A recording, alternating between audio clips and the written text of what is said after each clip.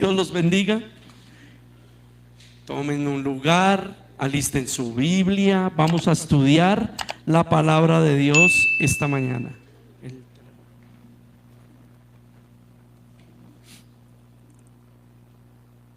Recuerden que hace 8 días, hace 15 hicimos una introducción, hicimos un conversatorio en nuestra dinámica de cómo predicamos la palabra de Dios. Los que ya estuvieron en el discipulado 1, y no es un discipulado 1 de que usted, alguien me dijo, pero es que yo otra vez tener que empezar de cero. No, es que no es empezar de cero. Usted es cristiano y conoce los bemoles de la palabra. Lo que sucede es que el discipulado 1 es para que usted conozca lo que como iglesia local queremos hacer. Es que tenemos que diferenciar la iglesia universal del Señor con la iglesia local, y eso es orden. Entonces usted ya refuerza lo que usted conoce del Evangelio con lo que nosotros como iglesia local, según las Escrituras, estamos tratando de hacer.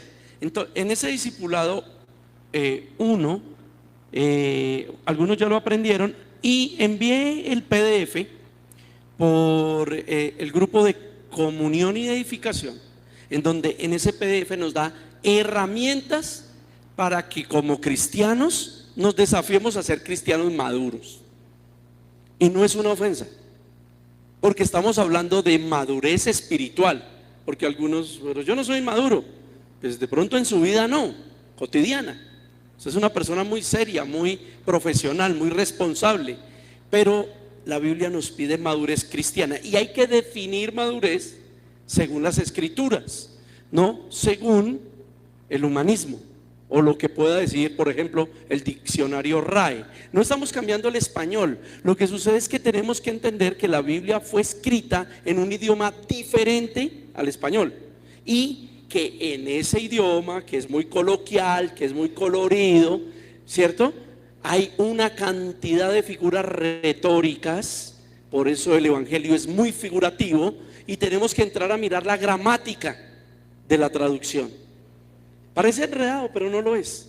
Es simplemente querer tomar las herramientas de la exegesis, ¿cierto? Perdón, de la hermenéutica. La hermenéutica son, voy a explicarlo sencillo. Hermenéutica son herramientas. Haga de cuenta, el mecánico tiene una caja de herramientas, el odontólogo tiene una caja de herramientas, y así sucesivamente. Hermenéutica es tener las herramientas, pero si las tiene y no las usa, igual no sirve.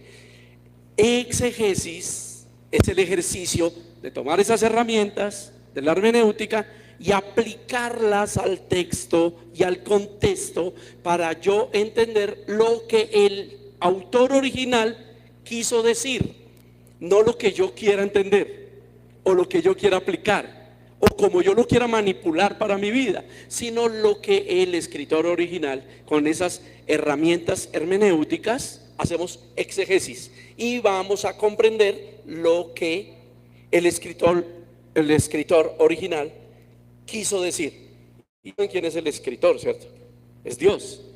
Y los hombres fueron inspirados por Dios, por el Espíritu Santo de Dios. Fueron inspirados para llevar. Por eso muchos cristianos tienen en esa confusión no entender qué es madurez cristiana. Madurez cristiana no es que yo soy serio, que yo diezmo, que yo me congrego. Sí, eso es obediencia, pero madurez cristiana es conocer y entender quién es Dios.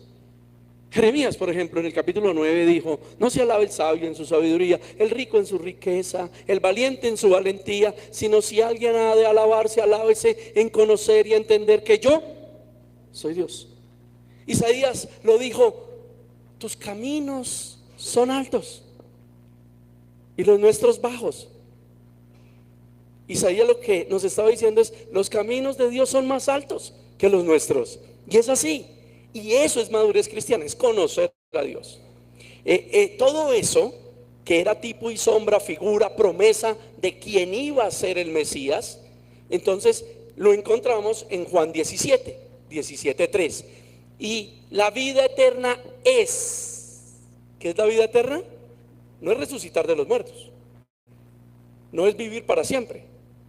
Sí, esos son resultados del significado de la vida eterna, pero el significado concreto bíblico fue el que el Señor Jesús dio.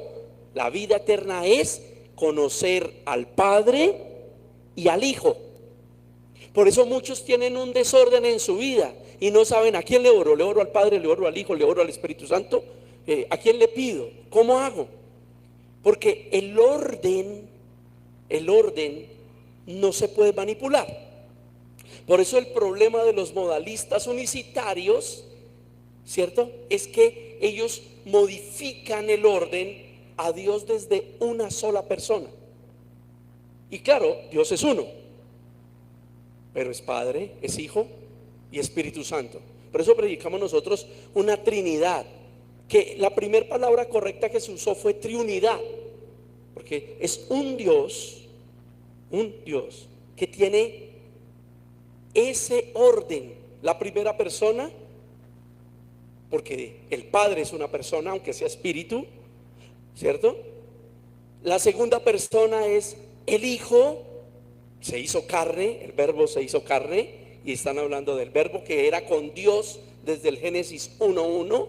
Por eso la confusión de algunos con Ezequiel 28, y si el rey de Tiro era Satanás o era un hombre, o qué era lo que estaba pasando ahí, es lo que decimos: usar las herramientas de la hermenéutica para poder tener un contexto. Y cuando yo conozco a Dios, sé qué quiere Dios y tengo vida eterna porque conozco al Padre y al Hijo. Y la tercera persona sería el Espíritu Santo, no hablando de una división, porque la cristología en la teología no nos permite dividir ni a Dios ni a Cristo. Cristo no está dividido, no estuvo dividido nunca de su humanidad y de su divinidad. Cristo fue 100% hombre y 100% Dios. De ahí vienen grandes herejías cristianas y de ahí viene el ecumenismo. Y muchos creen que ecumenismo es creer o revolver cualquier religión o cualquier doctrina o dogma. No, ecumenismo es revolver las doctrinas cristianas. O sea, todo camino me lleva a Dios. Recuerden ustedes esa frase. Y es una frase gnóstica y mística. Por eso en nuestras vidas esas cosas deben estar claras. Y usted dirá, bueno, ¿y en qué favorece eso mi vida laboral? O mi vida conyugal, o mi vida familiar.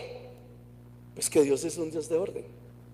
Y 2 Corintios capítulo 11 enseña que, dice Pablo, pero ¿quién los engañó? Estoy temeroso que la iglesia, como a Eva, los sentidos le hayan sido trastocados. Y cree la iglesia en un Jesús que no es Jesús. Están creyendo y oyendo y tolerando un evangelio que no es el evangelio. Eso dice 2 Corintios 11. Y aunque empezaron, es un paralelismo con Gálatas. Aunque empezaron con la predicación del Espíritu, han recibido un Espíritu que no es el Espíritu Santo.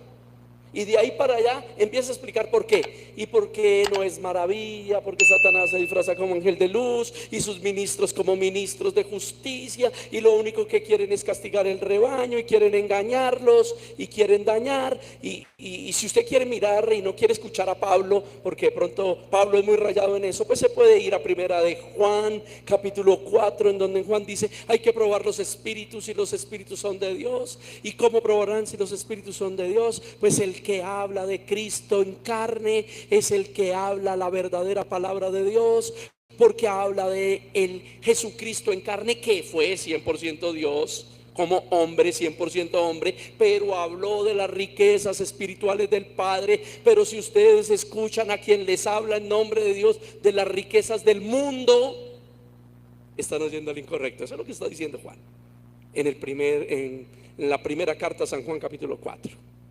Y así sucesivamente. Mateo en el Evangelio, en el capítulo 7, empieza diciendo: no juzguen para que no sean juzgados. A todos les gusta hasta ahí, pero no siguen leyendo, ¿cierto? Que miran la mota en ojo ajeno, pero no miran la viga en el propio. Pero el versículo 4 dice: cuando a tú, cristiano maduro, hayas sacado la viga de tu propio ojo, ahora sí juzga. Entonces no está diciendo que no juzgue, le está diciendo es que juzgue bien. Y juzgar bien es con la palabra de Dios, es juzgar con las herramientas del Señor Jesucristo, como Él juzga. Y yo estoy haciendo un juicio de valoración, no un juicio de acusación, porque el que acusa, ¿quién es? Satanás. Yo hago un juicio de valoración. Hechos 17 dice que valoraron a Pablo si verdaderamente era un apóstol y estaba predicando la verdad del evangelio. Lo valoraron, lo juzgaron los bereanos y hallaron que Pablo era fiel y lo siguieron. Hebreos 14 dice que a los pastores hay que evaluarlos, hay que mirar cómo se comportan, cómo predican, cuál es su fe. Eso es un juicio de valoración. ¿Sí? Y en ese juicio de valoración dice: si lo hallan fiel, créanlo, imítenlo, síganlo. Es lo que está diciendo la palabra de Dios. Muchos hablan de ese Mateo 7, hablando del contexto de la cristología, y que no se puede dividir Cristo, y que no se puede dividir el Padre, el Hijo y el Espíritu Santo, porque no hay tres dioses ahí, sino hay uno solo. Pero la cristología nos lleva a que viene de un Padre eterno, ¿cierto? Y Él mismo, Cristo, nos dejó el Consolador. Y algunos entran en la confusión y en la división y quieren enviar a un Espíritu Santo como Consolador después del Nuevo Testamento, y a un Espíritu Santo diferente como anunciador en el Antiguo Testamento. Entonces eso ya nos daría no una triunidad, sino otra persona más, para cuatro. Y no es así. Dios nunca estuvo dividido. Es simplemente el idioma colorido, los antropomorfismos, figuras retóricas que se nos permiten desde la lingüística hebrea para poder conocer las bondades de Dios. Juan 17, 3. La vida eterna es conocer al Padre y al Hijo a quien envió el Padre. Por eso Juan 6, 44, Jesús dice: nadie puede venir a mí. Todos se quedaron con: solo por mí se puede ir al Padre.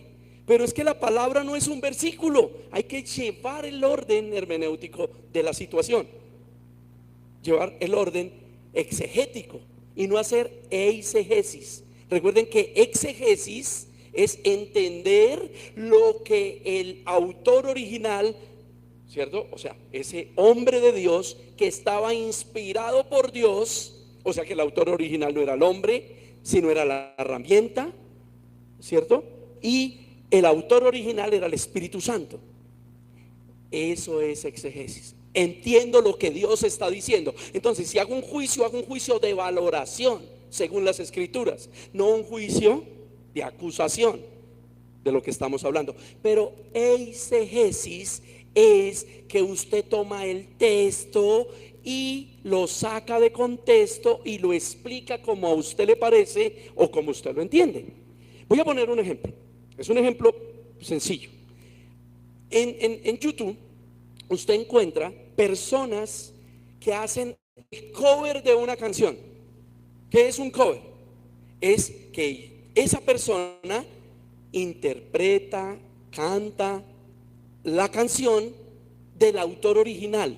Es un cover. Dicen cover de tal canción de fulano de tal. ¿Ok? Hay otros youtubers que les gusta jugar con eso, porque tienen linda voz, porque pues la idea es monetizar, la idea es tener un canal ameno. Entonces ellos hacen una eisegesis de la canción.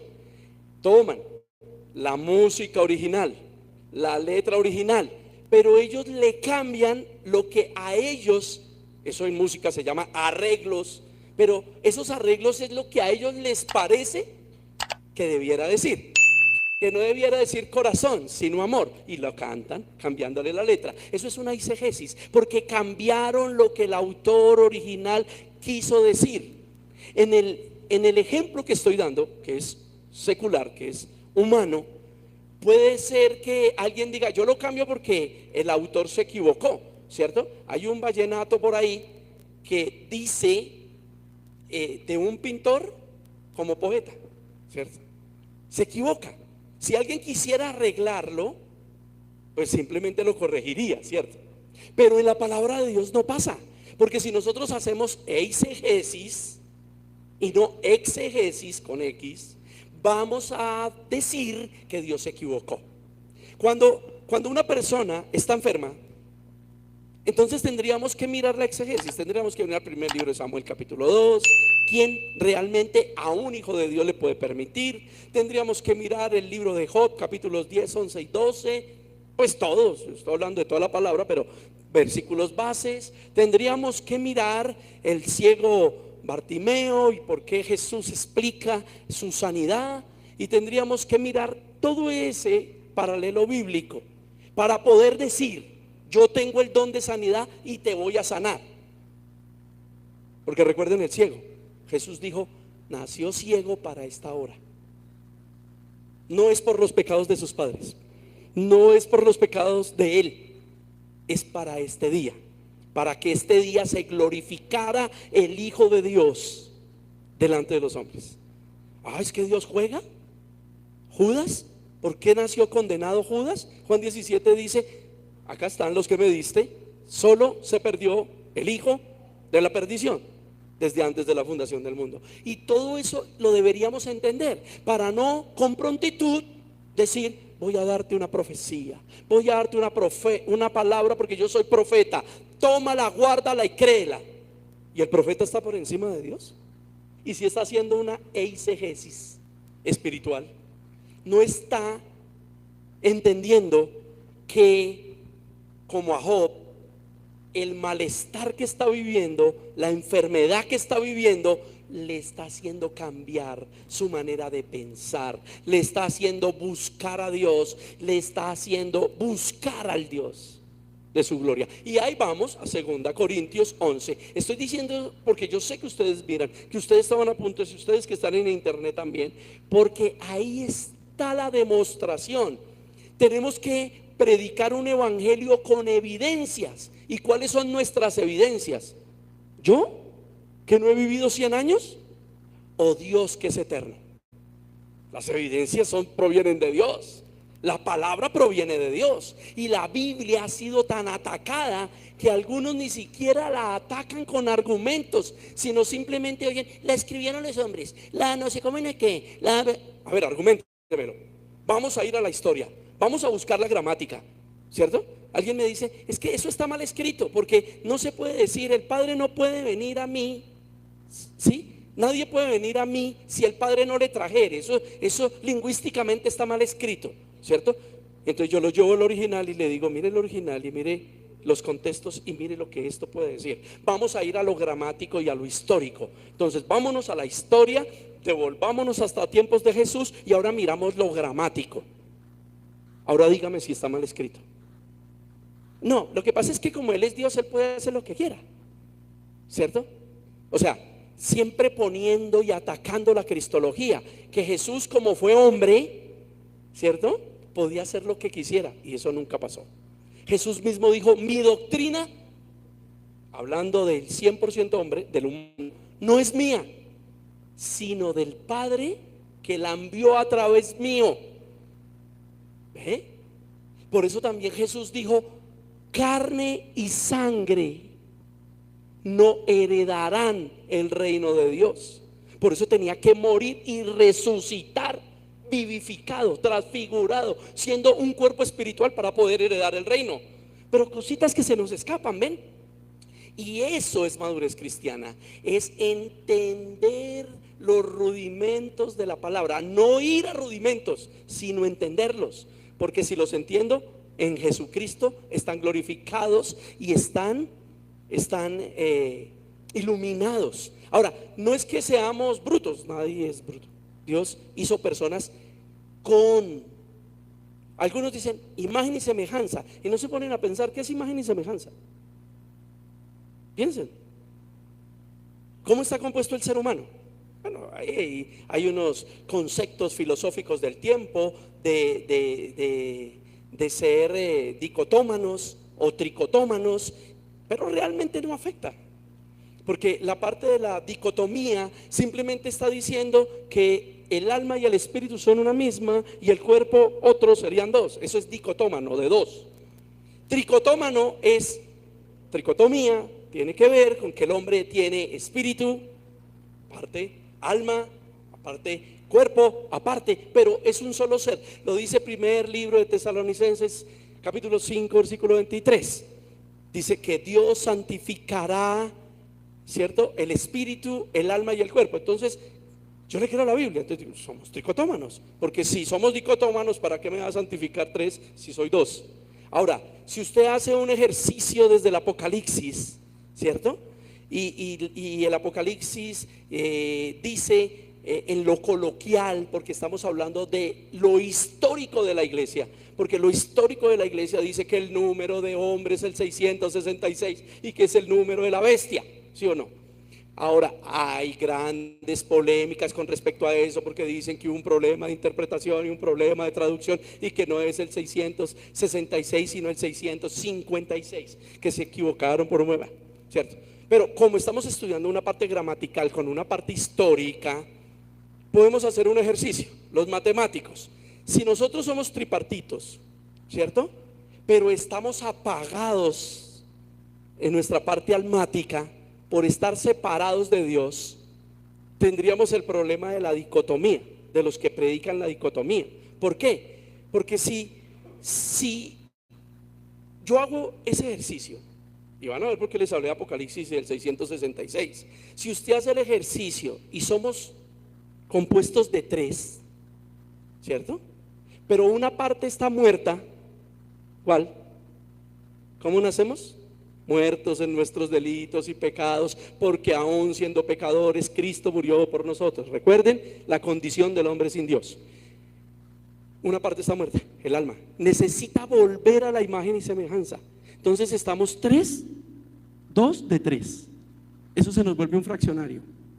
Si usted mira el ejercicio bíblico y lo mira desde toda la sabiduría que Dios le ha dado, y van a ver por qué estoy hablando de esto. No abrí un paréntesis, estoy hablando por hablar. Si usted divide 2 dividido en 3, ¿cuánto le da? Hágalo, da 0.666. Eso quiere decir que el humano tendría el número de la bestia, porque no tiene a Cristo. Pero cuando recupera su imagen y semejanza, que es el nuevo nacimiento de lo que Jesús le habló a Nicodemo, ya siendo hombre, dice: Nicodemo, ¿me puedo volver al vientre de mi madre? No. Pero al resucitar el alma y al cumplirse primera carta a Tesalonicenses 5:23, que somos santificados en el espíritu, en el alma, en el cuerpo, que somos tres: espíritu, alma y cuerpo, tricotómanos. Entonces el fraccionario quedaría perfecto. 3 dividido en 3, ¿cuánto da? 1. Tesalonicenses, un ser. Eso somos, un ser. Imagen entonces y semejanza. Si Dios es Padre, Hijo y Espíritu Santo, pero es un solo Dios, ahí no hay 3 dioses, como algunos dioses. Dios Padre, Dios Hijo, Dios Espíritu. Pareciera que se está diciendo correcto, pareciera, pero es incorrecto decirlo así, porque estamos dividiendo. Estamos diciendo Dios, Dios, Dios. No, el Dios es el Padre, el Hijo y el Espíritu. No necesitamos ponerle Dios Padre, Dios Hijo, Dios Espíritu. O es que ustedes no saben que Jesús es Dios. Es nuestro cristianismo, que el Espíritu Santo es Dios. Correcto, pero ahí es donde entendemos. ¿Quién envió a Cristo? ¿Quién engendra a Cristo? Hombre. Los universitarios dicen Él mismo. Él mismo se engendró a sí mismo. Se presentó en forma de Padre antes, se presentó en forma de Hijo después, y luego ahora está en forma de Espíritu. Eso es loco, es incorrecto. Dios es un Dios de leyes igual. Dios nunca, cuando usted estudia el Génesis, se da cuenta que nunca quiere infringir las leyes. Por eso cuando hay un milagro, no fue que infringió las leyes, es que Él hizo algo sobrenatural. no infringió las leyes, no infringió las normas, porque si lo hubiese querido así, y es lo que predican los helénicos, lo que predican los estoicos, lo que predican los nestorianos, ¿cierto? Y que hoy día son doctrinas como los testigos de Jehová, como los mormones y otras, es que Cristo apareció, ¿cierto? Cristo apareció. Como cuando yo les predico a los chicos, les digo, ¿y tú por qué crees que Dios te dio padre y madre? O en su defecto, solo uno de los dos, ¿cierto? Pero para que hubieras nacido, a no ser que te hubieran hecho una inseminación artificial, tienes papá y mamá. Igual, esa inseminación artificial tuvo que proceder de alguno, ¿cierto? Entonces, ¿por qué no naciste de un árbol? No naciste de un árbol como las manzanas. Y no tengo papá y nadie me cría y me levanto como puedo. Sí, algunos los abandonaron, pero créame que hubo un tutor. Alguien hizo de tutor en esa vida.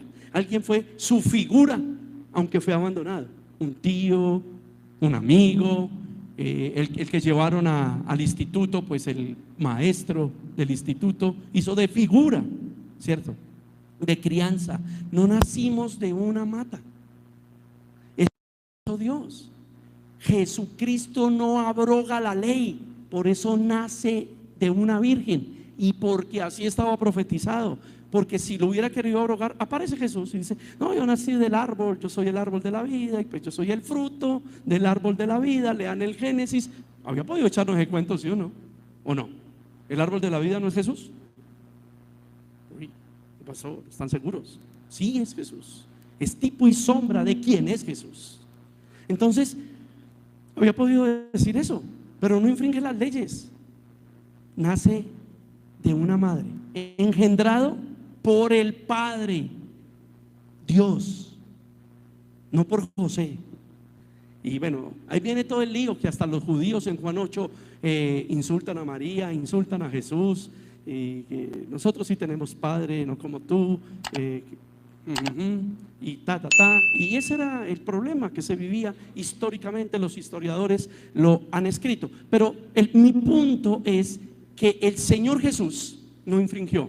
Nace de una mujer virgen, nace como un hombre normal, estuvo los 9 meses en ese vientre y nació de ese vientre y creció.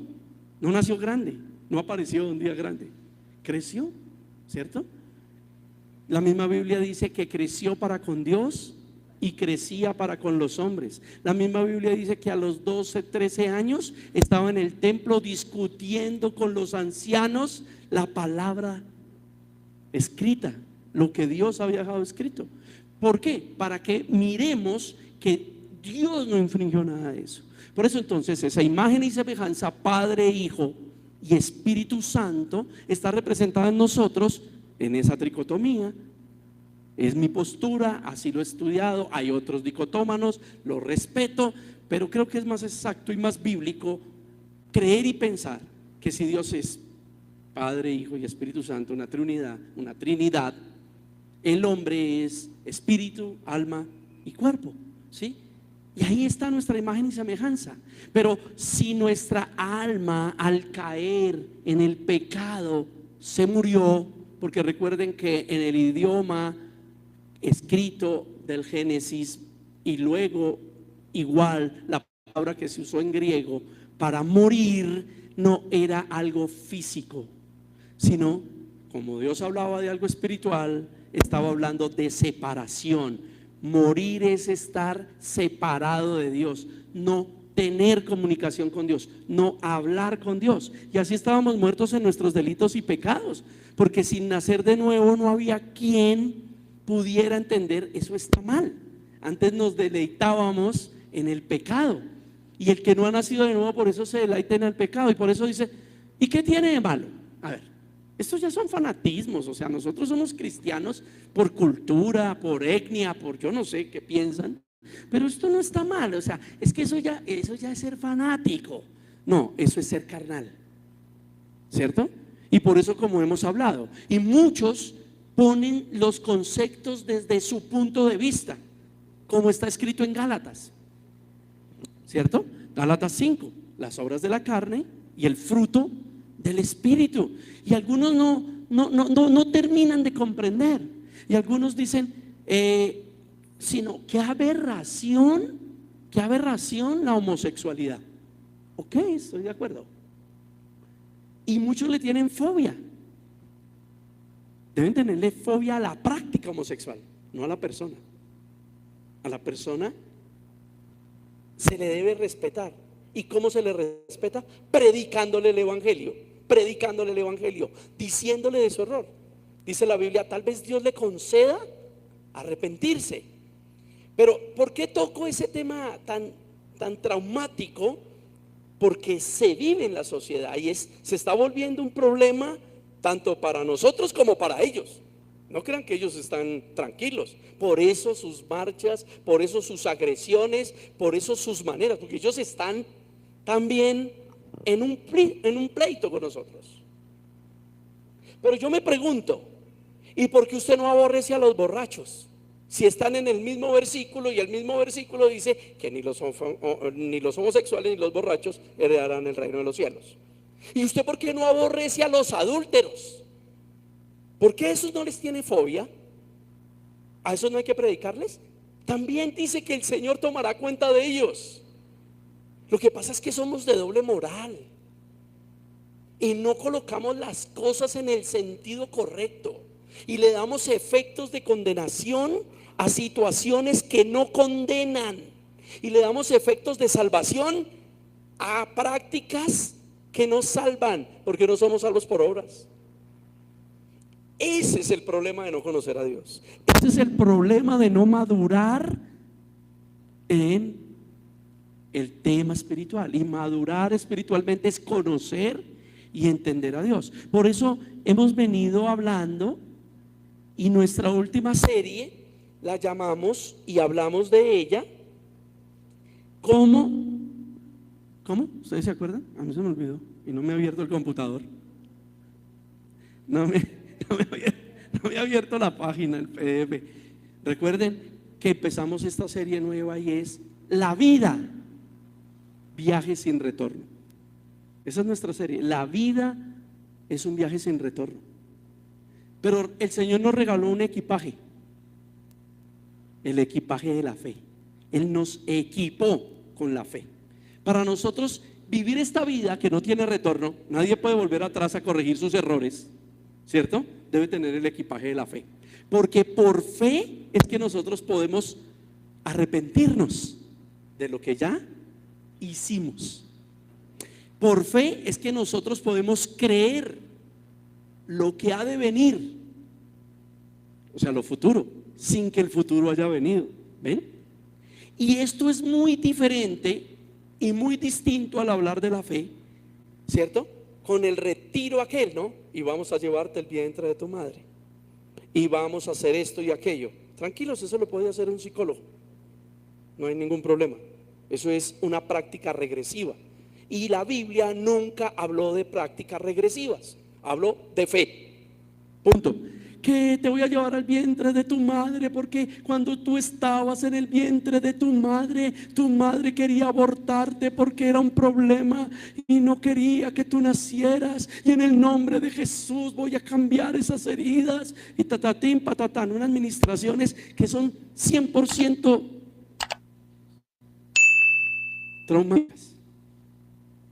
Es sencillo, si tú tienes fe y eso pasó, ¿cierto? Perdona a tu mamá. Primero tú no tienes que adivinar, porque si tu mamá no te ha contado el secreto, estamos adivinando y nosotros no adivinamos. Ah, no, es que tenemos discernimiento. ¿Y discernimiento para qué? ¿Para que un hijo acuse a su mamá? Conozco a muchos que le hicieron la regresión en el retiro, encuentro, posencuentro, triple encuentro, y después cada vez que tienen una diferencia con su mamá la están mirando a los ojos, como no me querías, como me ibas a abortar.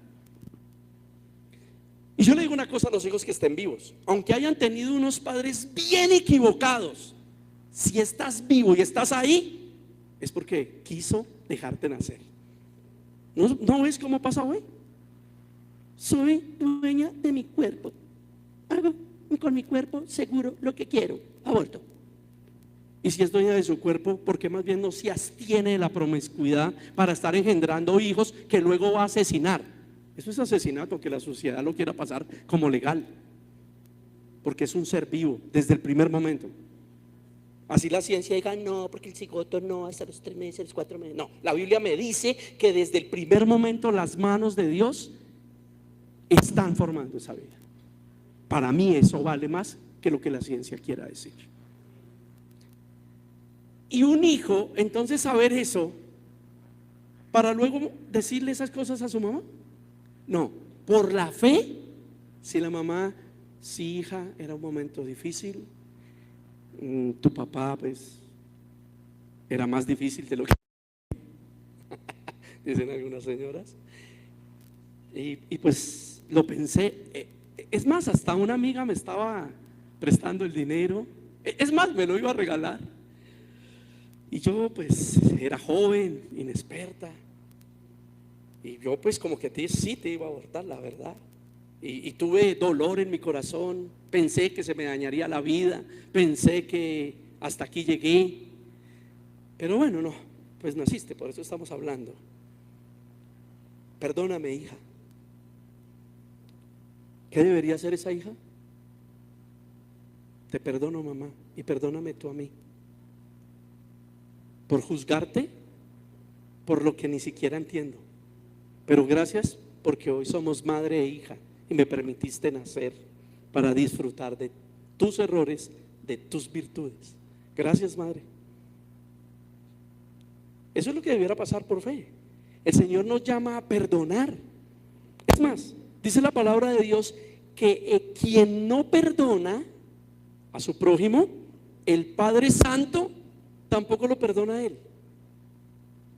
¿Y ahí qué hacemos? Hay que perdonar. También la palabra de Dios nos llama ¿a qué? Al arrepentimiento. Y el arrepentimiento es por fe. Es por fe. Yo tengo que perdonar. Y es por fe. No es yo puedo perdonar. Algunos se levantan todos los días, yo puedo perdonar, y duran 2 meses perdonando, y el día que vuelven y le hacen algo, las cobra todas.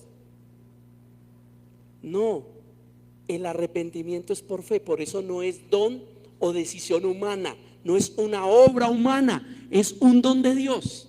Y debo rogar a Dios que yo lo pueda hacer, que yo pueda arrepentirme de mi pecado verdaderamente, porque si me arrepiento, perdono, porque Dios me otorga el perdón y me enseña a perdonar.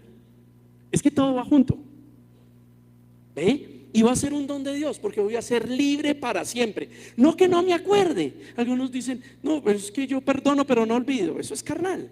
Pero realmente hay cosas que no se olvidan, pero no duelen, no hieren, ni están para herir y a otros. Eso fue arrepentimiento genuino y perdón genuino, y eso proviene de Dios. Eso es solo una obra de Dios. Esos son los milagros sobrenaturales que hace Dios. Pero muchos están esperando el milagro sobrenatural, que el cojo camine, que el ciego vea. Y ok, sí pasó en la Biblia, claro que sí. Pero ese continuismo, ¿de qué nos sirve hoy? O si no, Jesús, porque dijo, si tu mano te es ocasión de caer, córtala. Si tu ojo te es ocasión de caer, sácalo. Es preferible entrar, ¿cierto? Ciego, cojo, manco, yo no sé cómo, al reino de los cielos, que completico ir al infierno, ¿cierto? Es importante que podamos perdonar y que podamos arrepentirnos, pero el detalle de perdonar y arrepentirnos no proviene de nosotros. Changa, hay un problema. Proviene de Dios. Pero Dios, según las Escrituras, está haciendo su trabajo. Por eso estamos oyendo predicaciones como estas. Juan 16, el Espíritu Santo viene a convencernos de pecado, de juicio y de justicia, y lo está haciendo a través de la predicación del Evangelio, que son las buenas noticias que Él tiene para nosotros. Que siendo pecadores murió por nosotros, que aunque ya somos cristianos, dice San Juan, no podemos decir que no pecamos, porque sí pecamos, sino hacemos mentiroso a Dios y nos engañamos nosotros mismos, ¿eh? Pero nos dice que el Señor, que abogado tenemos para con el Padre. Es lo que tenemos que hacer, es lo que tenemos que vivir, todo esto por la fe. Y por eso leímos, por ejemplo, hace 8 días, empezando nuestra serie, luego de haber pasado por un cristiano maduro según las Escrituras, estuvimos hablando, leímos el capítulo completo de Hebreos 11. ¿Ese es el capítulo de qué? De la fe. No sé si ustedes de pronto pudieron en sus casas, en sus devocionales, de pronto pudieron mirar el capítulo. Increíble. Por la fe lo que le pasó a Abraham, por la fe lo que vivió David, por la fe lo que vivió Daniel, por la fe lo que pasó con Elías, con Sadrach, Mesach y Abednego. Por la fe, increíble. Y más increíble decir que bienaventurado el que sin ver creyó, porque dice que muchos tuvieron fe, pero murieron sin ver cumplida la promesa. Wow, eso es fe. Sin ver. Pero el que tiene fe sabe, por ejemplo, lo que ya nos dice el Evangelio, ¿no? Que yo puedo morir sin ver cumplida la promesa, pero ¿qué me enseña Dios de la Nueva Jerusalén? De mi tiempo con Él, ¿cierto? De pronto la Biblia dice, pero sí, pelean, ¿no? Pelean el tema aquel, por ejemplo, los milagreros, los del Evangelio de la Prosperidad y los que quieren sanar a todo el mundo por encima del Espíritu Santo. ¿Y por qué lo digo? Porque ¿por qué Pablo tenía un aguijón? ¿Y por qué Timoteo estaba enfermo? ¿Y por qué Job estuvo enfermo? No, hermano, pues porque Dios así lo quiso y estaba usando eso como una maestría, una gestión para doctrinar a sus hijos, ¿sí?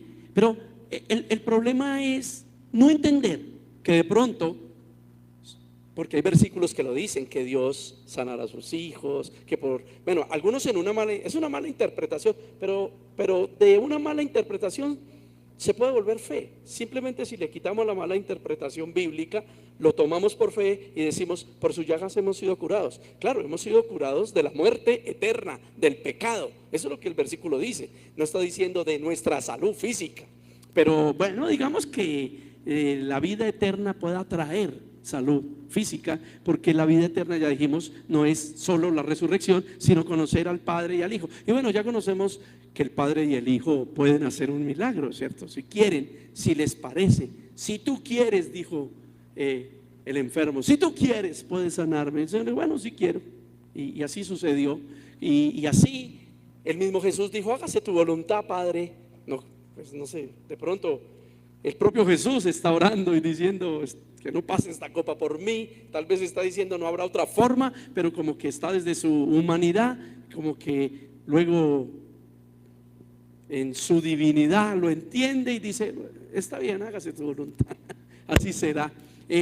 Pablo está rogando 3 veces que le sea quitado el aguijón, 2 Corintios 12, y Dios le dice, no, mi poder se perfecciona en tu debilidad. O sea, te estoy haciendo una maestría en lo que estás viviendo. Tranquilo, ten fe, estás conmigo. Pedro, ¿no? Pedro, llamado por Jesús, y Jesús le dice, Pedro, Satanás te pidió, y te pidió para zarandearte. Y ¿ustedes se imaginan la cara de Pedro? ¿Cómo sería la cara de Pedro?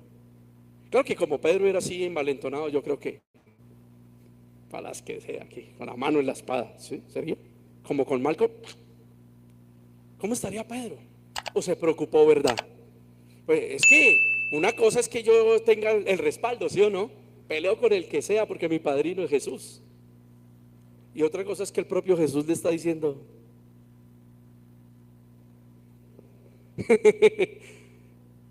imagínense que Pedro se pone a pensar y dice, Jesús me está diciendo que Él es Dios. Yo creo que Él es Dios, el Padre me lo reveló. Jesús es el Mesías. Pero Jesús me está diciendo que lo van a tomar, que lo van a azotar, que lo van a encarcelar, que le van a hacer, que va a tener un calvario y que va a morir en la cruz. Espere, ¿este es el Hijo de Dios?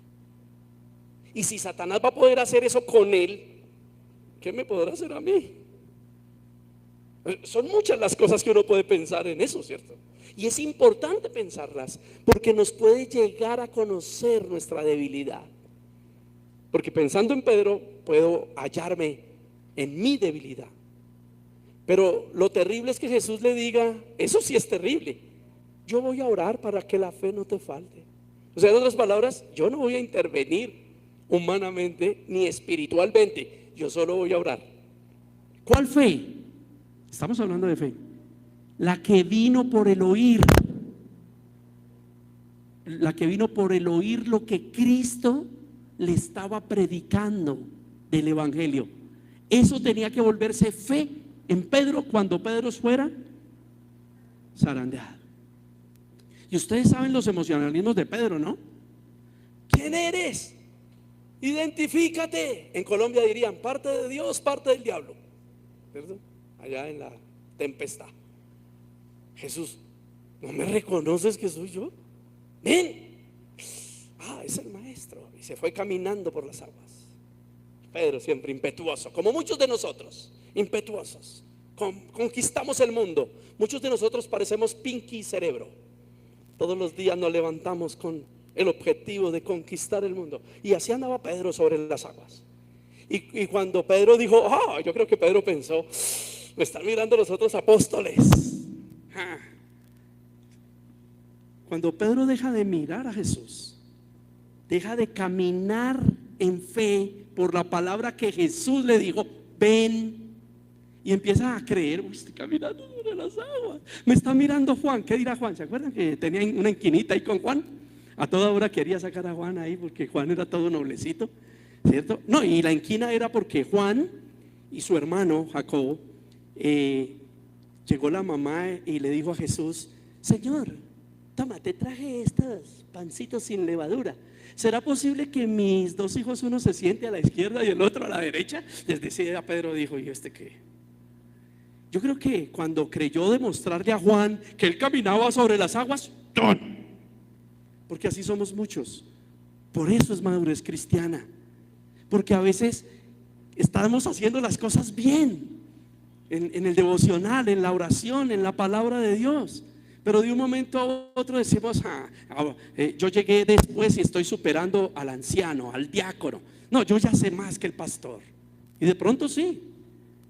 No se trata de que no, sino se trata del corazón. Es que el problema no es si sabe más o menos. La misma Biblia dice que todos debemos mirar a nuestros hermanos como superiores. El problema es su corazón. ¿Qué está en su corazón?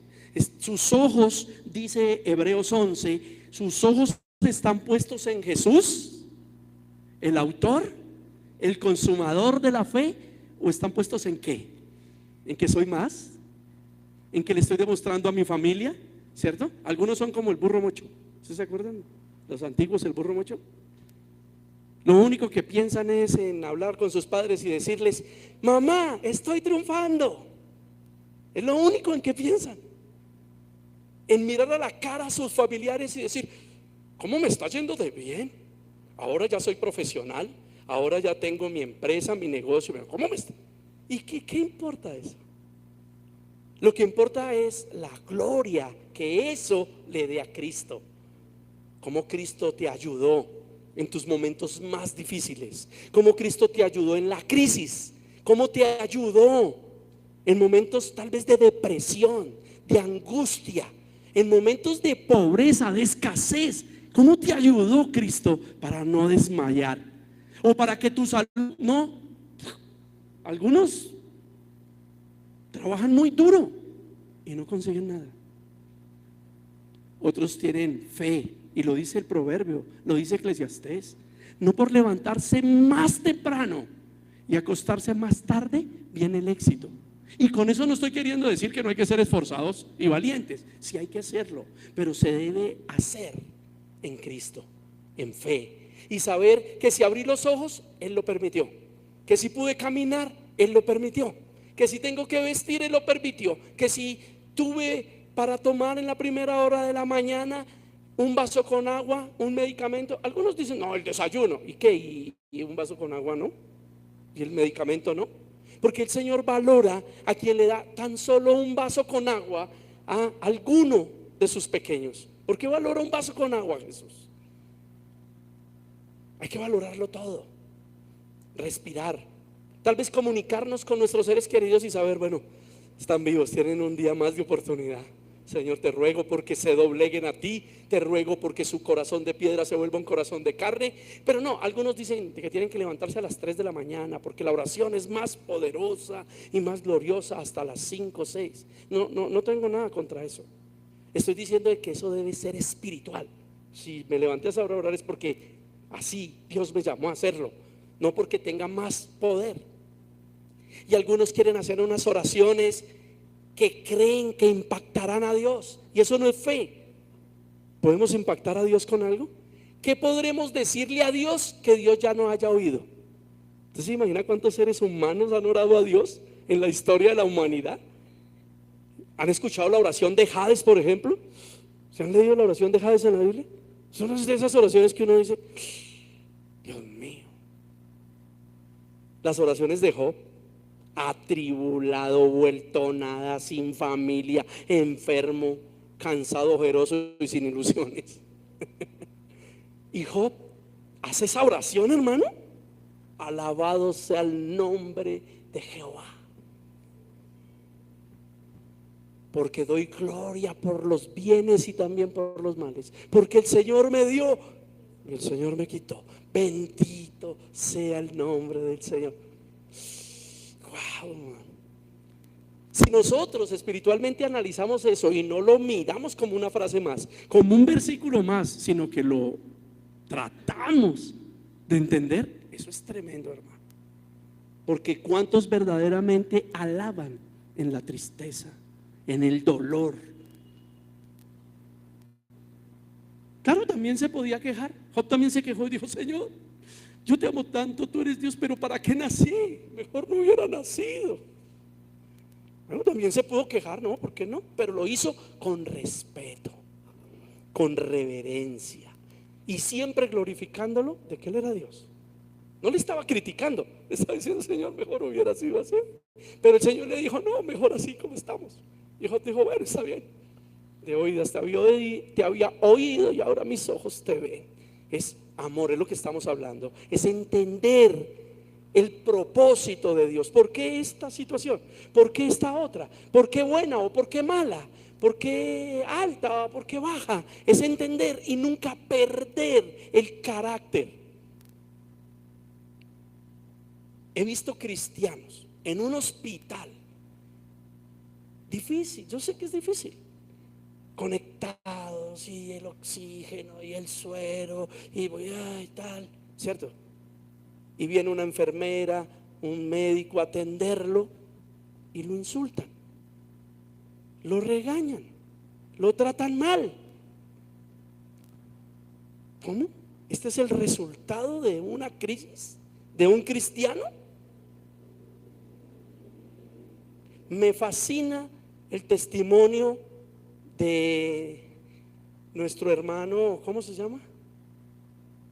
Se me olvidó, lo tenía aquí. El cantante. A todos se les olvidó. No quiere el Señor que lo reconozcamos. ¿Cómo?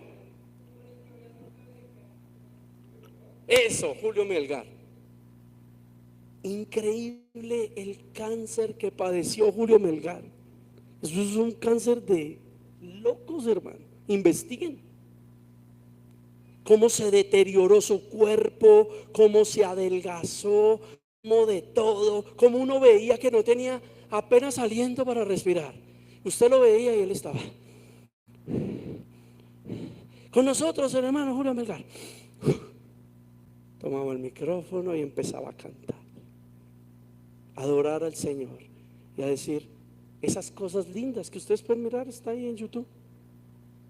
Estando en un hospital, en una de sus crisis más terribles, llegaban sus hijos y les decían: ustedes no tienen que sufrir por como yo estoy, ustedes tienen que adorar a Dios, ustedes ahora tienen una vida por delante. Dios me permitió llegar hasta aquí, pero ustedes tienen todavía vida y ustedes tienen que vivir del recuerdo de lo que su Padre quiso darles.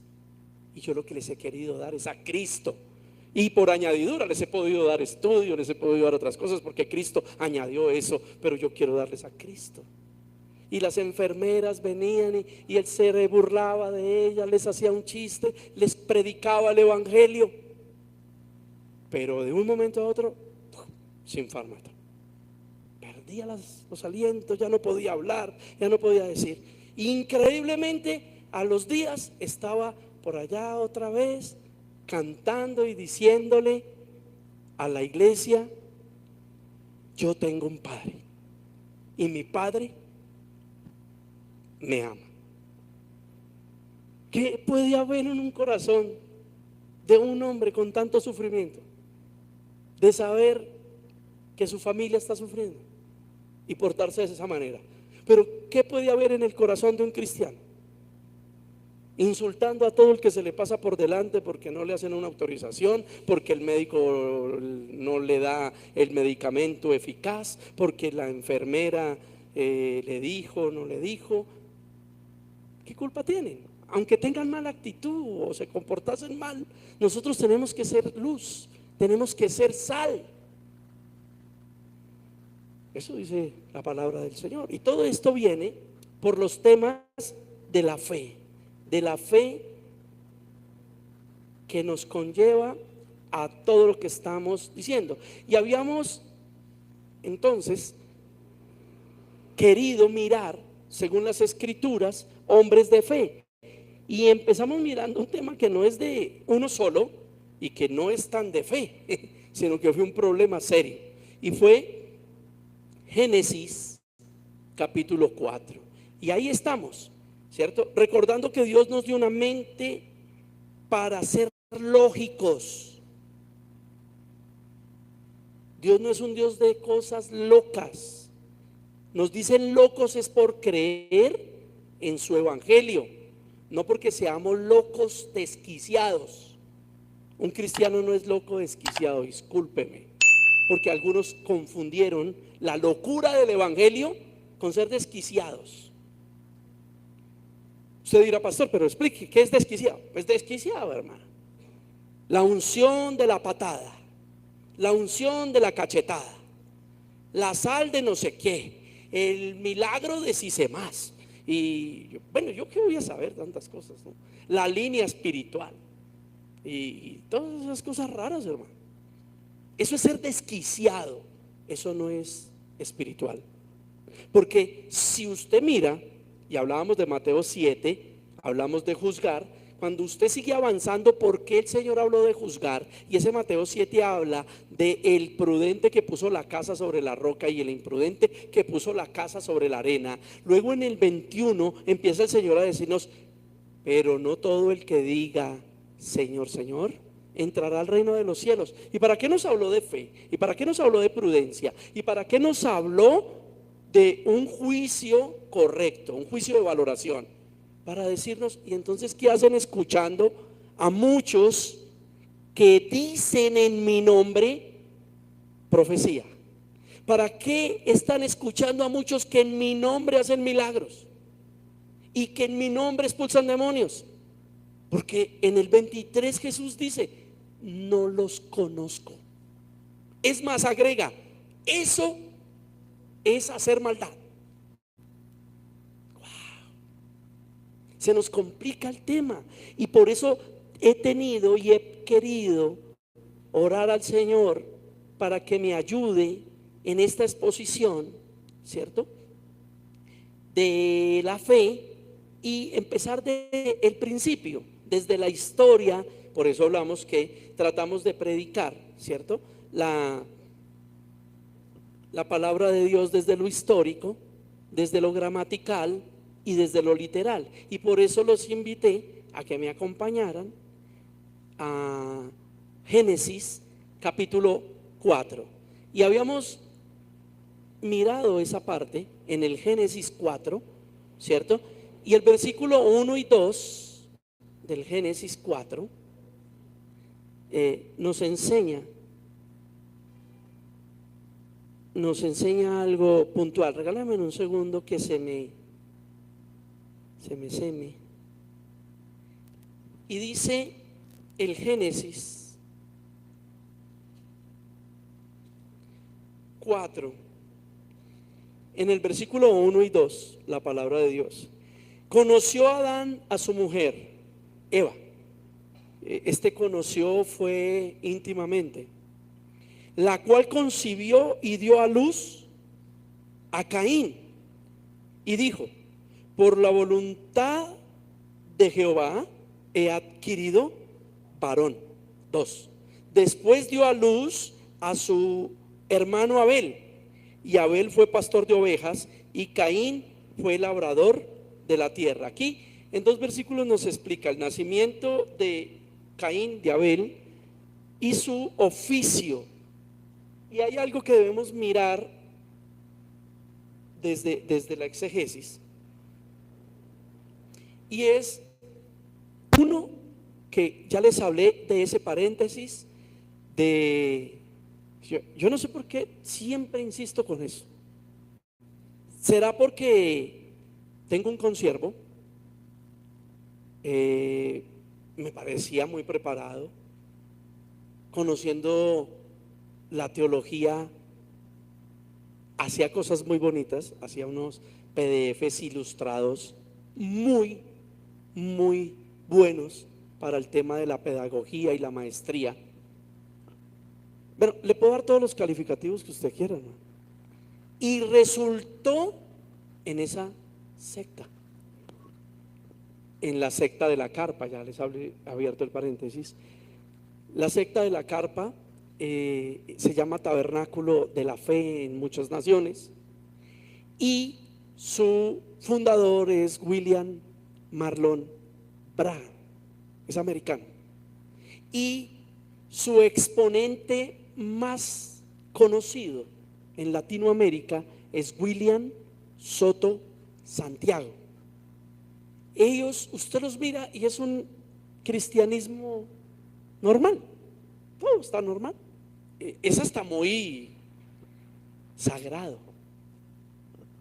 Pero cuando usted empieza a estudiar la teología y la doctrina de ellos, dicen, ya les he dicho, que lo que pasó en el huerto es que la serpiente llegó, sedujo sexualmente a Eva, tuvo relaciones con Eva y engendró a Caín. Que luego Adán, como está ahí poniendo cuidado, vio la pornografía y Eva lo convenció, y entonces Adán tiene el acto sexual con Eva y engendra a Abel. Bueno, ya he explicado que médicamente eso se puede, que son sucesos que se han presentado, gemelos de dos padres, o yo no sé si se les llaman mellizos o gemelos. ¿Mellizos? Gracias. Mellizos, y uno es de un padre y otro es de otro padre, porque pues un espermatozoide llega primero, a los días hay otra relación y el otro espermatozoide llega después, y hay dos sacos gestacionales y por eso nacen. Eso predican estos cristianos. Ahora, de esos cristianos se han multiplicado muchos en el mundo. Hay más de 60 países con iglesias de esa doctrina.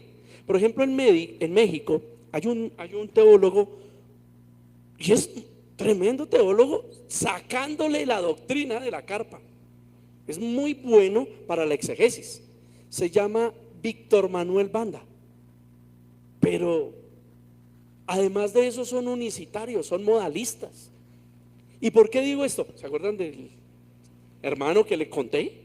Un consejero, teólogo, y terminó ahí. O sea, realmente, ¿qué puede uno mirar en la Biblia para creer tremenda herejía? ¿Por qué? Por no conocer a Dios, por no entender a Dios. O sea, sí, yo sé que el mundo tiene maldad, pero es que estamos hablando de una maldad permisiva. Y aunque Dios tiene una voluntad permisiva, no dictamina una voluntad de maldad.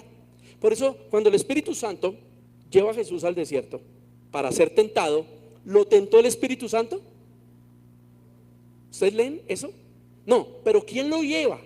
El Espíritu Santo. Por eso, ¿quién nos lleva? El Espíritu Santo nos pone en situaciones porque necesitamos ser probados. Nuestra fe necesita ser probada, pero el Espíritu Santo no es el que ejecuta la tentación.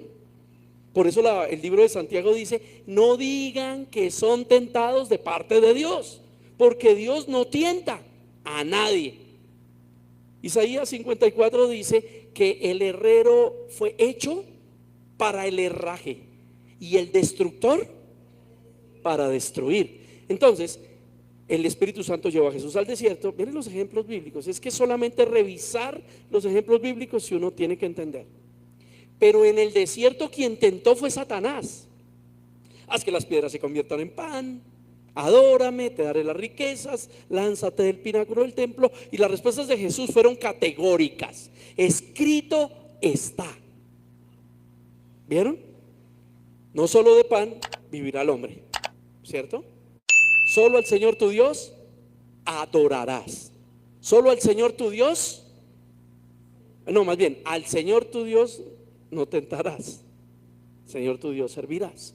Entonces, cuando analizamos eso, tenemos que mirar ese paréntesis de esta doctrina, porque el versículo lo aclara. Por eso hablamos de exegesis. No pierdan, porque no hablo nada porque se me ocurrió. Estoy tratando de hacer una secuencia, estoy tratando de construir una idea, y esa idea es construirla con el tema bíblico según las Escrituras. Exegesis. Conoció Adán a su mujer y engendró ¿a quién? ¿A qué hora lo engendró la serpiente? Ustedes investiguen por internet, la carpa, ya les di los nombres. ¿A qué hora lo engendró la serpiente? Y dicen ellos que lo engendró la serpiente porque la Biblia dice que la simiente del maligno es Caín.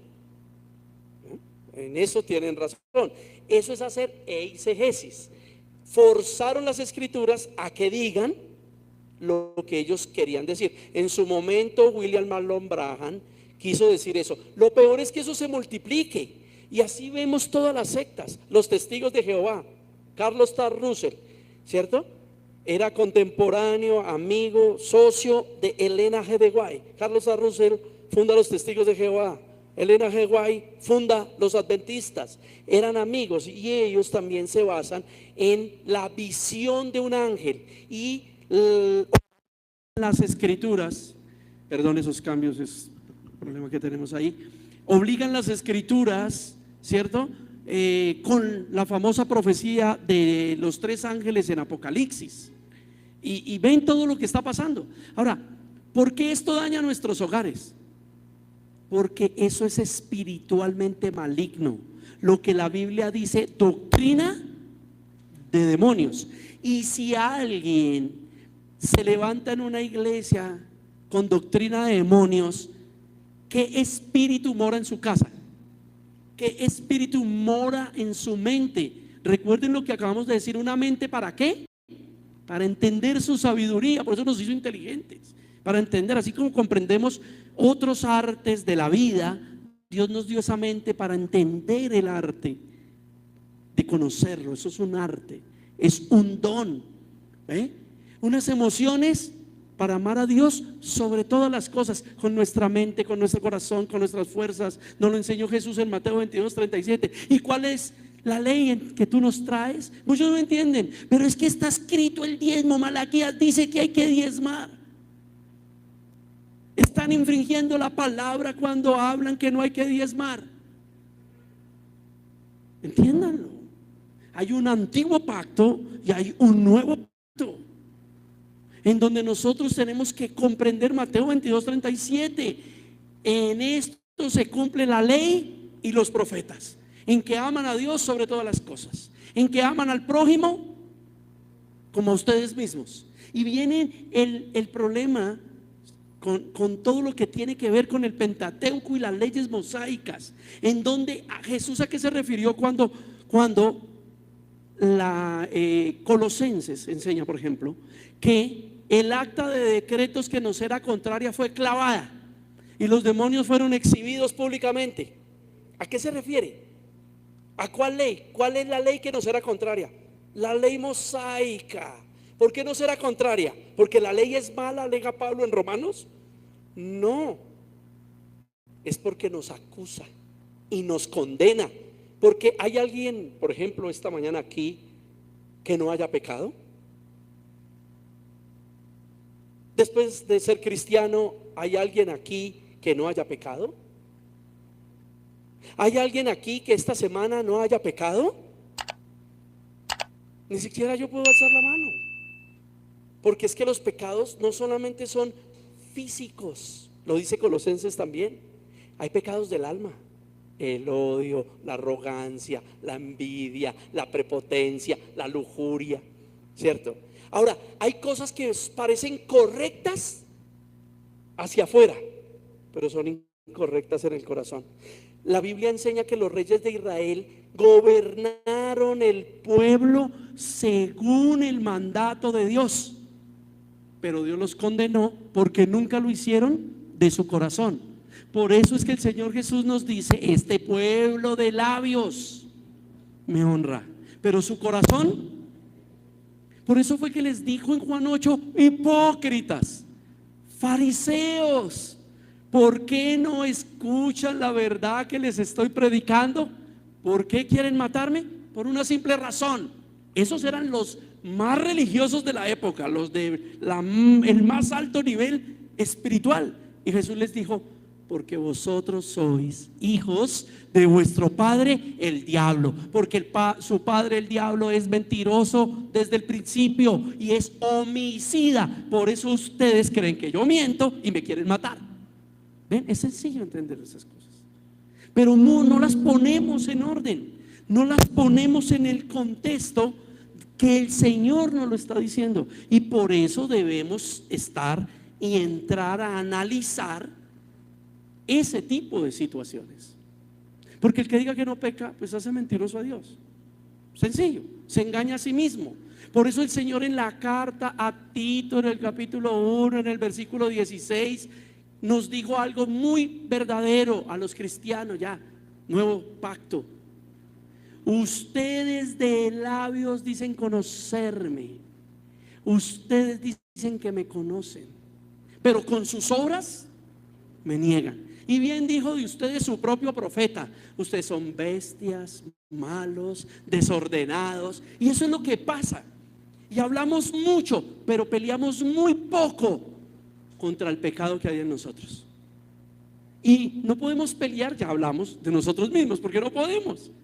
Debemos pelear como Dios nos enseñó: orando, ayunando, estudiando la palabra de Dios. Y por eso la palabra de Dios no solo se lee, sino se debe estudiar. Y tenemos el mejor maestro, el Espíritu Santo.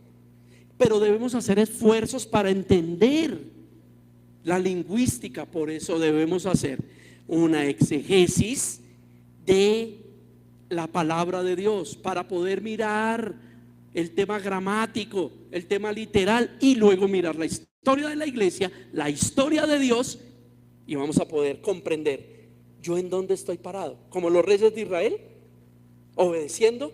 Y por eso en el último tiempo hemos hablado: no actuemos. ¿Por qué queremos actuar como cristianos?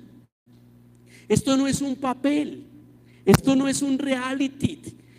El reino de los cielos no es Hollywood. ¿Por qué actuamos? Conocemos las escrituras como los reyes, las obedecemos, pero el corazón de los reyes, ¿cuál era?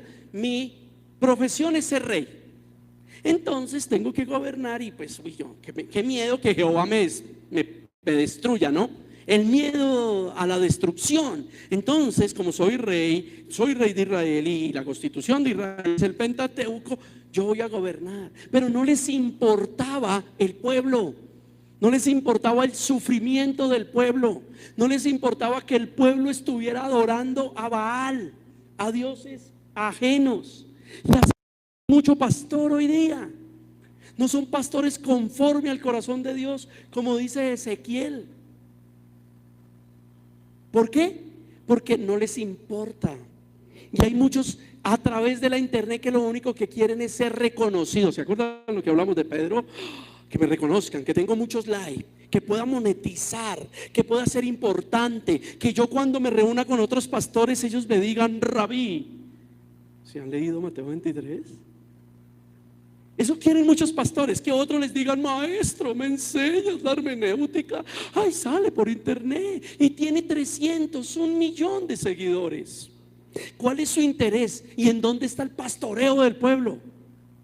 ¿En dónde está el sufrimiento por los que lloran por la enfermedad? Porque los hijos se les desviaron a las drogas, porque se le murió el ser querido, porque sus familiares no se convierten a Cristo y sufren. ¿Dónde está el pastoreo? ¿Cierto? Pero lo importante es que mi iglesia sea famosa y reconocida. Pues yo les digo que la iglesia famosa y reconocida es la del Señor Jesucristo, no la de ninguna doctrina. El pastor reconocido es el Señor Jesucristo, no este ni cualquiera otro.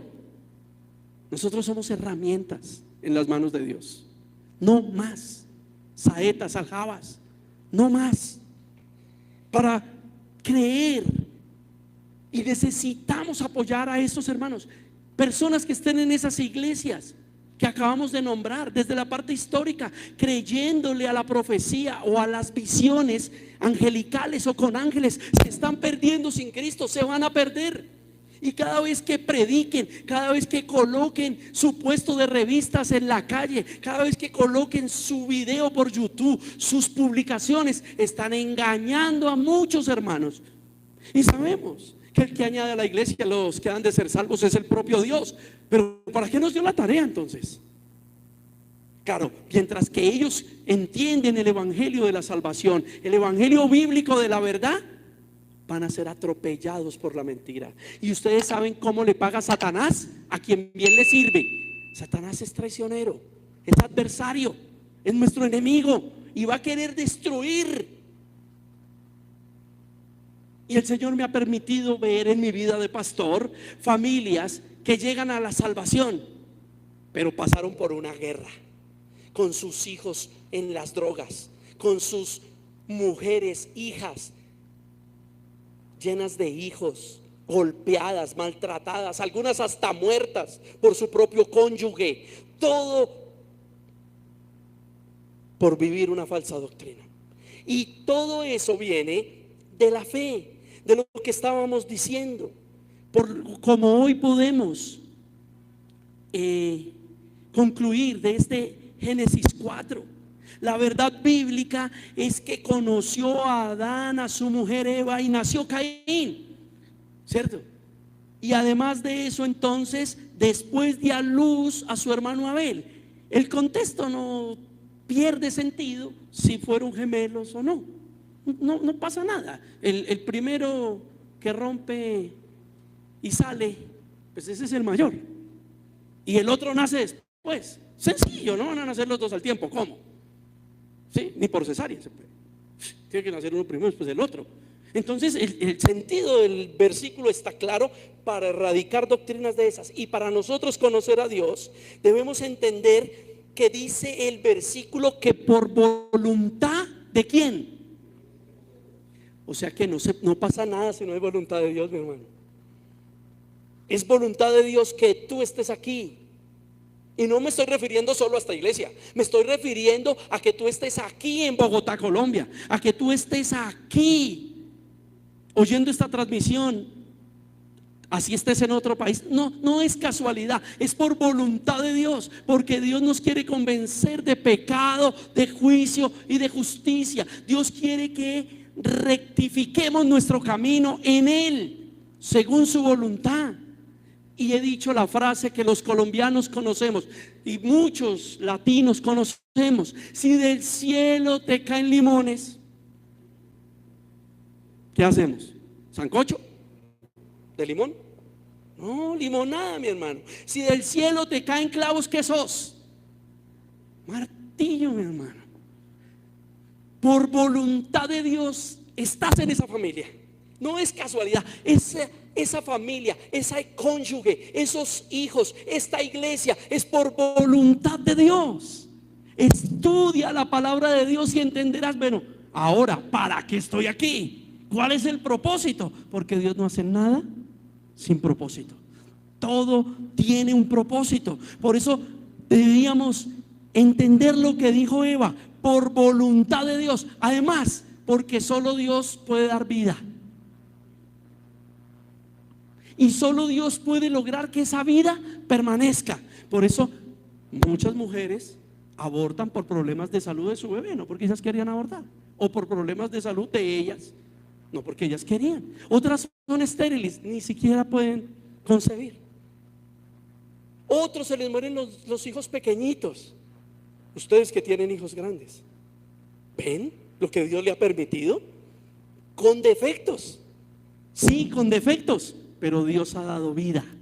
Y con la vida, dice Hechos 17, da las otras cosas, da salud, da fuerza. Tú trabajas, pero ¿por qué pudiste trabajar? ¿Por qué? Porque Dios te dio salud, desde todo tipo. Primeramente la salud mental, la salud espiritual. Te dio vida, pero estás cuerdo. Loquito, ¿podrías trabajar con otro tipo de enfermedad? Ahora, muchos tienen su negocio, muchos tienen su profesión, y si no hay clientela, ¿qué pasa? El negocio puede estar muy lindo, puede tener las mejores mercancías, los mejores productos, lo que tú quieras, pero si no hay demanda, ¿qué pasa? Todo es por voluntad de Dios. Todo es por voluntad de Dios. ¿Alguien más puede dar vida? Es lo que el hombre siempre intenta, ¿ven? Las clonaciones, los híbridos, los X, Y, Z, ¿cierto? Teorías de evoluciones, teorías. Todas se vuelven teorías, porque si alguien dice, no, pero es que la ciencia es exacta, ya estudio eso. Sí, yo eso lo entiendo, pero si no fueran teorías, habrían medicamentos que sanarían.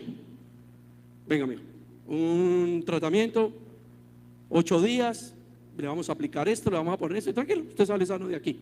Y eso no pasa. Hay personas con dietas saludables, con ejercicio saludable, de las recomendaciones de alguna teoría, y se mueren, les da un infarto. Es más, por forzar el corazón en ciertos ejercicios se mueren. Y los que se mueren de muerte súbita, se ha vuelto común morirse de muerte súbita, ¿no? Está el chico en el colegio, en la universidad, se desmayó. ¿Qué le pasó? No, se murió. ¿Cuál es el dictamen médico? No hay. Le dio un respiratorio y se murió. Punto. Porque Dios es el que da vida. Entonces valoremos lo que tenemos, sea harto, sea poquito, sea lo que queríamos o lo que no queríamos, porque recuerden que Dios no nos da lo que queremos, sino lo que necesitamos. Y a veces ese carácter de mi cónyuge es lo que necesito. Tal vez yo quisiera que fuera de otra forma, pero resulta que es que así es que lo necesito, porque Dios me está formando, Dios me está formando la fe, me está haciendo resistente, me está haciendo valiente, me está haciendo poderosamente hijo de Dios. Eso sí es ser poderoso. Esos son los milagros de Dios, que yo pueda perdonar. Imagínense que los que tienen problemas para perdonar y tienen un cónyuge fregadísimo y no lo entienden. No entienden que Jesús le dijo a Pedro, respondiéndole, ¿y cuántas veces tenemos que perdonar? Y el Señor, hasta 70 veces 7. Y a veces creen, no, es que me salió ese hijo tan malo, me salió ese esposo, esa esposa me salió. No, porque todos empiezan amándose y cuando se separan se odian, se demandan, ¿cierto? ¿Por qué? En Dios, ¿por qué? ¿No es un entrenamiento? Todo el tiempo Dios nos está entrenando. Por eso las cartas a Timoteo dicen que nadie puede decirse siervo de Dios aunque añore lo mejor que es ser siervo, que es ser obispo, si no cumple con unas normitas que están ahí. Y para cumplirlas tenemos que perdonar. Y muchas veces alguien piensa, el problema es mi cónyuge, y resulta que el problema es que no perdono. Entonces todos los días Dios permite que mi cónyuge la embarre para que yo entrene el perdonar. Y entrene el perdonar no porque me toca, porque ya estoy casado y me toca darle la mitad y que jartera y no colocamos capitulaciones y me toca esto y aquello, y empiezan a pensar es un poco burradas, hermano, en vez de decir, Yo tengo que perdonar. Y tengo que perdonar de corazón, como Jesús enseñó. Porque si no, el Padre no me perdona a mí. Y ahí puede estar la solución de una crisis matrimonial. Pero muchos no lo entienden, porque quieren todo a mi favor. Yo me porto grosero, yo me porto orgulloso, yo me porto altivo, pero mi pareja me tiene que soportar, porque yo soy así. Y si no le sirve, ¿hasta cuándo? ¿Hasta cuándo ese corazón pervertido? Eso es un corazón pervertido, porque una cosa es maldad y otra cosa es malvado. No es lo mismo. En la ejecución no. Entonces, wow, ustedes me avisan que hasta tarde. Ya estoy hablando como mexicano yo. Estábamos terminando. Sí, es que cuando viene mi nieta habla así. Sí, vamos, hombre. Y entonces ya digo, bueno, mucha novela mexicana ya donde vive. Pero ya estoy hablando yo igual que ella. ¿Dónde nació Caín y Abel? Fuera del Edén. Ellos nacieron.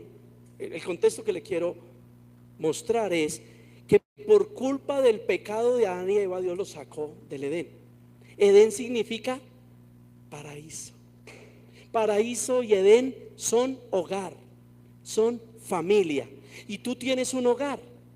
Por eso, para que tú influyas fuera de tu hogar, debes entrenar en tu hogar. Si tú quieres darle un consejo al hijo del vecino, del hermano, del primo, del que sea, entrena con tus hijos. Dale los consejos correctos a tus hijos, que son los bíblicos. ¿Ah? Recuerden el dicho colombianito tan feíto: todos los hijos de los vecinos o de los hermanos son ladrones, y las hijas prostitutas, y los tuyos una maravilla. No, Dios nos mira a todos al mismo nivel. Cuando yo ame los hijos de los demás como amo los míos, estoy demostrando a Cristo, no solamente hablando de Cristo. Cuando yo, ¿cierto?, aconseje rigurosamente a los hijos de los demás y sea riguroso con el consejo a mis propios hijos, estoy demostrando que soy de Cristo. Porque Caín y Abel nacieron fuera del Edén, y eso significa fuera de la comunión con Dios. No había comunión. Y nosotros ya, si nacimos de nuevo, si somos cristianos, tenemos una comunión con Dios. ¿Cómo que vamos a hacer la locura que hizo Caín? ¿Qué es lo que vamos a ver? A ver, ¿por qué Caín no tuvo fe? Porque lo dice Hebreos. Lo dice claro. Ahora, muchos hablan, no, es que Caín trajo la pati cortada, la pati quebrada, todo para engatusar a la gente y pedir una ofrenda. Caín nunca llevó animales, ni quebrados ni de ninguna manera, porque Caín hizo lo que le dio la gana. Y eso lo vamos a mirar después. Y cuando hacemos lo que nos da la gana, somos autosuficientes, somos independientes de Dios. Y ese fue el pecado de querubín en el huerto del Edén. Ya está en el tablero. Él dijo, subiré. Autosuficiencia. Pondré independencia. No necesito de Dios. Y muchos actúan así. Y eso fue lo que hizo Caín. Caín no llevó lo que Dios le pidió. Llevó lo que él quiso. Y no fue malo, como algunos dicen, la ofrenda de Caín fue mala. No, fue excelente. Él llevó lo mejor de las frutas y las verduras. Pero Dios no podía hacer un sacrificio con frutas y verduras, porque el jugo de la naranja no iba a pagar la expiación del pecado de Caín. Por eso la sangre del cordero, como el Padre ya lo había enseñado por Adán y Eva, sí expiarían el pecado de Abel. Y nos estaba enseñando el tipo y sombra de que un día un corderito sin mancha, sin arruga, porque ese corderito no hizo nada, era inocente, se sacrificaría en su Hijo, nuestro Señor Jesucristo, el que murió en la cruz y derramó su sangre para el perdón de nuestros pecados. Porque no hay ningún otro hombre dado a los hombres para el perdón de los pecados. No hay ningún otro sacrificio diferente que el derramamiento de la sangre de Jesús en la cruz para nuestra salvación. Por eso 1 Corintios 15 nos enseña que la vida, la crucifixión, la muerte, la sepultura y la resurrección de Cristo son el evangelio de la verdad, el que nos sana, el que nos limpia, porque todos estábamos destituidos de Dios. Todos, porque todos pecamos. Oremos. Señor, te pedimos perdón por nuestros pecados. Señor, pero ¿cómo arrepentirnos de un pecado en el que creemos que no es pecado? Porque tal vez hemos tomado decisiones de autosuficiencia. Hemos creído en Dios a nuestra manera. Hemos creído en un Dios idealizado, como dice Romanos 1, un Dios a la imagen de las esculturas hechas, de animales o de seres queridos, cuando el único Dios verdadero eres tú, Señor. Y nos lo enseñaste por tu evangelio, amado Jesucristo. Señor, perdónanos si hemos sido autosuficientes, alejados de ti. Perdónanos si hemos sido independientes, porque tú nos enseñaste en Juan 15 que debemos ser dependientes de ti, que separados de ti no hay nada que podamos hacer. Hoy, Señor, queremos pedirte perdón si hemos escuchado a profetas falsos, a falsos maestros, a personas que quisieron confundir nuestra fe, pero realmente tu palabra dice que se hacen maestros conforme a nuestros deseos, a los deseos de nuestro corazón. Si nosotros escuchamos esos maestros y nos complacimos en ellos, es porque ese era el deseo de nuestro corazón. Por eso hoy queremos pedirte perdón, Señor, y queremos creer en tu palabra, porque como dice el Evangelio San Juan 14, tu palabra es verdad, tu palabra nos santifica y tú nos santificas en la verdad de tu palabra. Señor, te lo rogamos, porque ¿cómo entender que es pecado? ¿Cómo entender que es maldad? ¿Cómo entender que mi vida no está tan correcta aunque me creo correcto? Si no es por el mover de tu Espíritu Santo, si no es por la gloria de tu Espíritu Santo que escribe tu evangelio, Señor Jesús, en las tablas de carne de nuestro corazón. Te lo rogamos, Señor Jesús, tú eres el primer lugar. Y nos has dado al Consolador y nos has dado el Espíritu Santo para que nos maestríe, para que nos dé enseñanza, para que nos enseñe la palabra, pero para que no nos las enseñe solamente en la mente para comprenderla, sino también para que la coloque, la tatúe en nuestro corazón de carne. Ahí, para que en estas tablas el Evangelio sea nuestra ley y sea una ley viva por el Espíritu Santo. Gracias, Señor, porque los demonios los fueron exhibidos públicamente y los derrotaste en la cruz, y el acta de decretos que nos acusaba la anulaste para decirnos que somos salvos, que tenemos perdón, que tenemos misericordia, que el que cree en el Hijo será glorificado por el Padre, que el Espíritu Santo glorifica al Padre y su palabra por el Hijo, porque creemos en el Padre y en el Hijo, y el Espíritu Santo nos enseña la vida eterna, nos muestra la plenitud de la vida eterna. Gracias, Señor, bendito, porque todo lo que pidamos en el nombre tuyo, Señor Jesús, el Padre lo escuchará y por medio del Espíritu Santo lo concederá en nuestras vidas, lo concederá en nuestros corazones. Señor, podríamos decir mucho más, pero nuestras palabras no te sorprenderán. Nuestras palabras no harán nada para mover tu voluntad y tu trono, pero tus palabras sí te mueven de tu trono. Tus palabras mueven tu voluntad. Tus palabras se llenan de misericordia, se llenan de perdón, porque eres un Padre tierno, porque nadie de tus hijos que pidiésemos un pan, tú nos tirarías un ladrillo. Eso nos enseñó el Señor Jesús, Padre Santo, y queremos el Espíritu Santo, porque nadie que pida el Espíritu Santo le será negado. Te rogamos, porque como dijo Pablo, somos colaboradores, somos miembros de la familia de Dios, y el Espíritu Santo traerá testimonio a nuestro espíritu y nos hará entender y nos hará saber que tú estás con nosotros, que somos tus hijos, y que eso sucederá todos los días hasta el fin del mundo. y nos reunamos contigo en esas moradas que preparas con amor para nosotros. Estaremos en esas bodas del Cordero celebrando que fuimos redimidos, porque fuimos elegidos, porque tú nos hiciste capaces, nos capacitaste para llevar esta vida cristiana, para doblegar nuestro orgullo, soberbia, odio, falta de perdón y alinearnos a tu amor, alinearnos a tu perdón, alinearnos a lo que tú nos enseñas, Señor Jesucristo.